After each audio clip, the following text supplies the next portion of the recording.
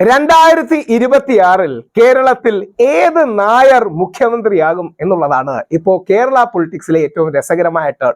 ഇതിന്റെ എല്ലാം പ്രിസംഷൻ അല്ലെങ്കിൽ ഇതിന്റെ എല്ലാ അടിസ്ഥാനം LDF മാറി UDF ജയിക്കാൻ സാധ്യതയുണ്ടെന്നും അങ്ങനെയാണെങ്കിൽ 4 നായന്മാർ തമ്മിലാണ് പോരാട്ടം എന്നുള്ളതുമാണ്. ഒന്നാമത്തെ നായർ ശ്രീ രമേശ് ചെന്നിത്തലാജി, നമുക്കെല്ലാം അറിയുന്നത് പോലെ അദ്ദേഹമാണ് ഈ സെൻട്രിസ്റ്റ് മധ്യവർത്തിയായ കുറെ സ്വീകാരനായ നായർ. ലെഫ്റ്റ് ലിബറൽ നായരാണ് ശ്രീ VD സതീശൻ, പ്രഗത്ഭനായ സംവാദകൻ. അദ്ദേഹം എപ്പോഴും എടുക്കുന്ന ഒരു ലെഫ്റ്റ് ലിബറൽ പൊസിഷനാണ്. പക്ഷെ ശബരിമലയിൽ വിശ്വാസികളൊന്നും അദ്ദേഹം സപ്പോർട്ട് ചെയ്യുന്നില്ല. പക്ഷേ ഹിന്ദുക്കളും എല്ലാവരും ഒരുമിച്ച് പോകണം എന്നുള്ള ഒരു നെഹ്റുവിയൻ ലൈൻ ഉള്ളതാണ്. എനിക്ക് തോന്നുന്നു രമേശ് ചെന്നിത്തലാജിക്ക് പലപ്പോഴും ഒരു ഗാന്ധിയനോ അല്ലെങ്കിൽ കുറച്ചുകൂടെ സെൻട്രിസ്റ്റ് ലൈനാ ഉള്ളത്. അടുത്തത് ശ്രീ KC വേണുഗോപാൽ ശ്രീ VD സതീശനും ശ്രീ രമേശ് ചെന്നിത്തലയും തമ്മിലുള്ള ഒരു തർക്കത്തിൽ അദ്ദേഹം ഒരു കൺസെൻസസ് കാൻഡിഡേറ്റ് ആയിട്ട് ഇവോൾവ് ചെയ്യുന്നു. രാഹുൽ ഗാന്ധിയുടെ അടക്കം മനസാക്ഷി സൂക്ഷിപ്പുകാരനാണ്. ഇന്ത്യയിൽ ഏറ്റവും കൂടുതൽ നാഷണൽ ലെവലിൽ കൺട്രോളും അധികാരവും ഒക്കെയുള്ള പ്രഗത്ഭനായ ഒരു വ്യക്തിയാണ് ശ്രീ KC വേണുഗോപാൽ. അതോടൊപ്പം വിശ്വപൗരൻ നായർ ശ്രീ ശശി തരൂർ, അദ്ദേഹം നായരാണെന്ന് അദ്ദേഹം സ്വയം ഐഡന്റിഫൈ ചെയ്യുന്നത് വളരെ കുറവായിരിക്കും. പക്ഷെ നായരാണെന്ന് നമുക്ക് എല്ലാം അറിയാം. നായരാണ്, ഹിന്ദുവാണ്, എല്ലാ സമുദായങ്ങളോടും അടുപ്പമുണ്ട്. അദ്ദേഹത്തെ മുഖ്യമന്ത്രിയായി പിച്ച് ചെയ്ത് തന്നെയാണ് NSS കഴിഞ്ഞ തവണ ശ്രീ ശശി തരൂറിനെ പെരുന്നയിലേക്ക് വിളിച്ചത്. അപ്പൊ ഇതിന്റെ പ്രത്യേകത എന്ന് പറഞ്ഞാൽ ജനുവരി 2 മന്നം ജയന്തി സെലിബ്രേഷന്റെ ഭാഗമായി എനിക്ക് തോന്നുന്നു കീനോട്ട് അഡ്രസ്സിന് വേണ്ടി രമേശ് ചെന്നിത്തലാജിയെ വിളിച്ചിട്ടുണ്ട്. അത് കേരള രാഷ്ട്രീയത്തിൽ വലിയ മാറ്റങ്ങൾക്ക് തുടക്കം കുറിക്കും. കാര്യം NSSന്റെ സ്റ്റാൻഡ് പലപ്പോഴും വളരെ പ്രധാനമാണ്. നമ്മൾ ഈ സാധാരണ ചാനൽ ചർച്ചകളിലും മറ്റും പ്രകടമായി NSS വന്ന അഭിപ്രായം പറയാറില്ലെങ്കിലും ഒരു സൈലന്റ് ഫോഴ്സായി NSS ആണ് കേരള രാഷ്ട്രീയത്തിലെ ഏറ്റവും മികച്ച ഫോഴ്സുകളിലും. 4 ഫോഴ്സുകളാണ് പ്രധാനമായിട്ടുള്ളത്. ഒന്ന്, ഈ മധ്യ തിരുവിതാംകൂറിലെ നായന്മാർ ഏറ്റവും കൂടുതൽ കോൺസെൻട്രേറ്റ് ചെയ്യുന്ന NSS എന്ന് പറയുന്ന മഹത്തരമായ പ്രസ്ഥാനം. ഭാരതകേസരി, മന്നത്ത് പത്മനാഭൻ ഒക്കെ നേതൃത്വം നൽകിയ പ്രസ്ഥാനം. പിന്നീട് ശ്രീ വെള്ളാപ്പള്ളി നടേശൻ നയിക്കുന്ന SNDP, ഈഴവ സമൂഹത്തിന് അതിശക്തമായ സ്വാധീനമുള്ള SNDP, യുഗപുരുഷനായ ലോകഗുരുവായ ശ്രീനാരായണ ഗുരുദേവന്റെ ദർശനത്തിലുണ്ടായ ഒരു സംഘടനയാണ്. ഇവർ രണ്ടും ഈ തെക്ക് നിന്നുള്ള അല്ലെങ്കിൽ നമ്മുടെ സദേൺ പാർട്ടിലേക്കുള്ള സംഘടനകളാണ്. അതോടൊപ്പം മധ്യ തിരുവിതാംകൂറിലെ ക്രിസ്ത്യൻ വിഭാഗങ്ങൾ കേരള കോൺഗ്രസിലാണ് പ്രധാനമായി റൂട്ട് ചെയ്യുന്നത്. എന്നാൽ കോൺഗ്രസിലും കേരള കോൺഗ്രസിലുമായി നിൽക്കുന്ന ലീഡേഴ്സ്, നമ്മുടെ ഉമ്മൻചാണ്ടി സാറ്, നമ്മുടെ മാണി സാർ അടക്കമുള്ള ഒരുപാട് പേർ ആ ക്രിസ്ത്യൻ സമൂഹത്തിൽ, അവർ ഒരു കയ്യിൽ ക്രിസ്ത്യാനിയാണ്, ഒരു കയ്യിൽ കേരളീയനാണ്, മറുകൈയിൽ വിശ്വപൗരനാണ്, ഒക്കെയാണ്. പക്ഷെ ഇങ്ങനെയാണ് അതിന്റെ ഒരു കമ്മ്യൂണിറ്റി ഇക്വേഷൻ. അപ്പോ ഇതേപോലെ നോർത്ത് മലബാറിൽ അല്ലെങ്കിൽ കേരളത്തിലെ നോർത്ത് കേരളയിലും മലബാറിൽ നിന്ന് മുസ്ലിം ലീഗ്, ആരാധ്യരായ ആദരണീയരായ സർവർക്കും ഇഷ്ടപ്പെടുന്ന പാണക്കാട് തങ്ങൾ കുടുംബം നയിക്കുന്ന ലീഗ്, ഇവരാണ് കേരളത്തിലെ 4 പ്രധാന സാമുദായിക ശക്തികൾ അല്ലെങ്കിൽ സമുദായ കമ്മ്യൂണിറ്റി ഓർഗനൈസേഷൻസ്. ഇതിനോടൊപ്പം മറ്റ് സംഘടനകളുണ്ട്. ഇപ്പം വിശ്വകർമ്മ സഭയുണ്ട്, ബ്രാഹ്മണർക്ക് വേണ്ടി യോഗക്ഷേമ സഭയുണ്ട്, യോഗക്ഷേമ സഭയുടെ വനിതാ വിഭാഗത്തിന്റെ പ്രസിഡന്റാണ് എൻ്റെ അമ്മ. അതോടൊപ്പം നമ്മുടെ പിന്നോക്ക വിഭാഗങ്ങൾ KPMS വലിയൊരു ശക്തിയാണ്. KPMS പല സ്ഥലങ്ങളിലും, കേരള പുലയർ മഹാസഭ, അവർക്കിടയിൽ 2-3 ഓർഗനൈസേഷൻ ഒക്കെ ഉണ്ട്. പക്ഷെ അവരൊരു ശക്തിയാണ്. നമ്മുടെ പഴയ ബാബു സാർ ഉണ്ടായിരുന്നു, പുന്നല ശ്രീകുമാർജി ഉണ്ട്, അടക്കമുള്ളവർ. പിന്നെ നാടാർ വിഭാഗം, നമ്മുടെ വൈകുണ്ഠ സ്വാമിയുടെ വിഭാഗം, നമ്മുടെ വിഷ്ണുപുരം ചന്ദ്രശേഖരൻജി അടക്കമുള്ളവരുണ്ട്. അങ്ങനെ പിന്നെ ദളിത് പിന്നോക്ക വിഭാഗങ്ങളിൽ നിന്നുള്ള നേതാക്കളുണ്ട്. വ്യത്യസ്ത ആദിവാസി വിഭാഗങ്ങൾക്ക് അവരുടേതായ സമുദായ സംഘങ്ങളും മറ്റുണ്ട്, മലയേറിയന്മാരുണ്ട്. അങ്ങനെ ഒരുപാട് വിഭാഗങ്ങളുണ്ട്. ഈ വിഭാഗങ്ങളെല്ലാം കൂടെ ചേർന്ന്, ആരുടെയും പേര് പറയാത്തത് പറഞ്ഞും കൊണ്ടല്ല, പെട്ടെന്ന് ഓർമ്മ വന്ന ആൾക്കാരുടെ പേര് പറഞ്ഞു എന്ന് മാത്രമേ ഉള്ളൂ. എല്ലാവരും ഒരേപോലെ പ്രാധാന്യമുള്ളവരാണ്, ഒരേപോലെ പ്രസക്തിയുള്ളവരാണ്.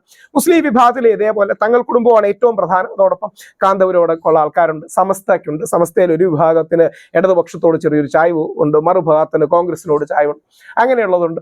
ജോസ് കെ മാണി അടക്കമുള്ളവർ പണ്ട് നമ്മുടെ UDFന്റെ കൂടെ കോൺഗ്രസിന്റെ കൂടെ നിന്നായിരുന്നു, ഇപ്പൊ അപ്പുറത്തേക്ക് LDFന്റെ അടുത്തേക്ക്. അങ്ങനെ ഒരുപാട് വിഭാഗങ്ങളുണ്ട്. അപ്പോൾ ഇതെല്ലാം കൂടെ സമ്പന്നമാകുന്നതാണ്. ഇനി ഇടയ്ക്ക് BJPയോട് ചേർന്ന് നിൽക്കുന്ന ക്രിസ്ത്യൻ സമൂഹത്തിലെ ഒരു വിഭാഗമുണ്ട്, അത് വളർത്തിക്കൊണ്ടുവരാൻ ശ്രമിക്കുന്നുണ്ട്. ജോർജ് കുര്യൻ സാറിനെ പോലെ ഒരുപാട് നല്ല ആൾക്കാരുണ്ട്. പണ്ട് അൽഫോൺസ് കണ്ണന്താനം സാർ ഉണ്ടായിരുന്നു, നമ്മുടെ അനിൽ കെ ആന്റണി അടക്കമുള്ളവരുണ്ട്. ആ സ്പേസിലേക്ക് ഇനിയും ഇതിൽ CPMന്റെ സ്പേസ് എന്ന് പറഞ്ഞാൽ കൂടുതൽ മതേതര, അതായത് ഇത്തരം ജാതി മതസമവാക്യങ്ങൾ വേണ്ട എന്ന് വിശ്വസിക്കുന്ന കൂടുതലും ഹിന്ദുക്കളുള്ള, പ്രത്യേകിച്ച് കണ്ണൂർ ഭാഗങ്ങളിൽ നിന്നടക്കം കുറെ കൂടെ ശക്തമായ സ്വാധീനമുള്ളതാണ്. കേരളത്തിലെ നോർത്ത് കേരളയിൽ ഈ പറയുന്ന സമുദായ സംഘടനകൾക്ക് അത്ര വലിയ പവറൊന്നുമില്ല. തിരുവിതാംകൂർ, കൊച്ചി ഭാഗങ്ങളിലാണ് ഉണ്ടായിരുന്നത്. മലബാറിലടക്കമുള്ള ഏരിയയിൽ ആ സമുദായ സംഘങ്ങൾക്ക് സ്ട്രെങ്ത് കുറവാണ്. അവിടെ കൂടുതൽ ഐഡിയോളജിക്കൽ വേരോട്ടമൊക്കെ ഉള്ളത് CPMനും കമ്മ്യൂണിസ്റ്റ് പാർട്ടിക്കും ഒക്കെയാണ്. ആലപ്പുഴയിൽ അടക്കമുള്ള സ്ഥലങ്ങളിലുണ്ട് അവർക്ക് കേട്ടോ, ബാക്കി തെക്കിലില്ല എന്നല്ല, പക്ഷെ കൂടുതൽ അങ്ങോട്ടാണ്. അപ്പം CPM ഉണ്ട്. CPIയിൽ തന്നെ കുറച്ചുകൂടെ മധ്യവർത്തിയായ കമ്മ്യൂണിസ്റ്റുകാർ അല്ലെങ്കിൽ ഇടതിലെ വലതനായ CPIക്കാരുണ്ട്. ഇവരൊക്കെയാണ് RSP കൊല്ലം അടക്കമുള്ള ആൾക്കാരുണ്ട്. ഇതെല്ലാമാണ് ഒരു പൊതു ഇക്വേഷൻ കേരളത്തിലെന്ന് പറയുന്നത്. അപ്പോൾ 2 വർഷം ഈ ടേം കിട്ടിക്കഴിഞ്ഞ് അടുത്തൊരു ടേമിൽ ഒരു ചേഞ്ച് ഉണ്ടാകുമെന്നും ഒരുപാട് കാലമായ ഒരു നായർ മുഖ്യമന്ത്രി വന്നിട്ടെന്നും അതിന് കോൺഗ്രസ് വളരെ പിന്നിൽ നിന്നപ്പോഴാണ് മുസ്ലിം ലീഗ് അടക്കം ശശി തരൂരിനെ മുഖ്യമന്ത്രിയായി പ്രൊജക്ട് ചെയ്ത് തിരിച്ചു കൊണ്ടുവരാൻ ശ്രമിച്ചത്. ഈ 4 പേരെ നമുക്കൊന്ന് വസ്തുനിഷ്ഠമായി വിലയിരുത്താം. 4 പേരെയും പരിചയപ്പെടാൻ എനിക്ക് ഭാഗ്യം ലഭിച്ചിട്ടുണ്ട്. 4 പേരോടും വ്യക്തിപരമായി സംസാരിക്കാൻ പരിചയം ലഭിച്ചിട്ടുണ്ട്. 4 പേരും മികച്ചവരാണ്. എക്സലന്റ്, അതായത് exceptional and excellent in always ആണ് ഈ 4 പേര്. ശ്രീ VD സതീഷ് പ്രതിപക്ഷ നേതാവാണ്.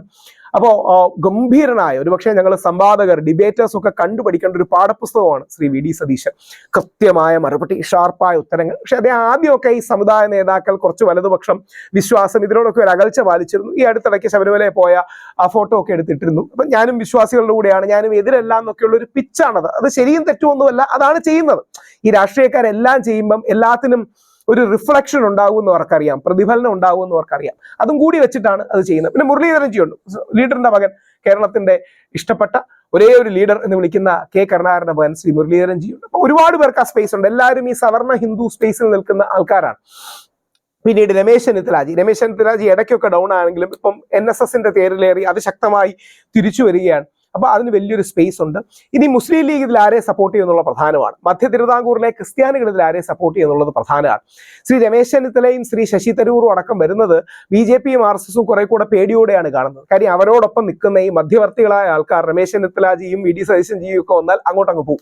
രമേശ് ചെന്നിത്തലാജിയും ശശി തരൂർ സാറും ഒക്കെ വന്നാൽ അങ്ങോട്ടങ്ങ് പോകും. കാര്യം മിഡിൽ ക്ലാസ് അപ്പീൽ ചെയ്യുന്ന ആ വിശ്വപൗരൻ ഇമേജ് ഉള്ള ശശി തരൂറും കുറെ കൂടെ ഹിന്ദു സെന്റിമെന്റ്സ് അക്കോമഡേറ്റ് ചെയ്യുന്ന രമേശ് ചെന്നിത്തലാജിയും ഒക്കെ വന്നാൽ ഇത് കോൺഗ്രസിന്റെ ആൾക്കാർ പലപ്പോഴും തുറന്നു പറയില്ല. ഇങ്ങനെയൊക്കെയാണ് ഇത്. ഈ സാമുദായിക ഇക്വേഷൻ കൂടെയാണ് നമ്മുടെ രാഷ്ട്രീയം പ്രവർത്തിക്കുന്നത്.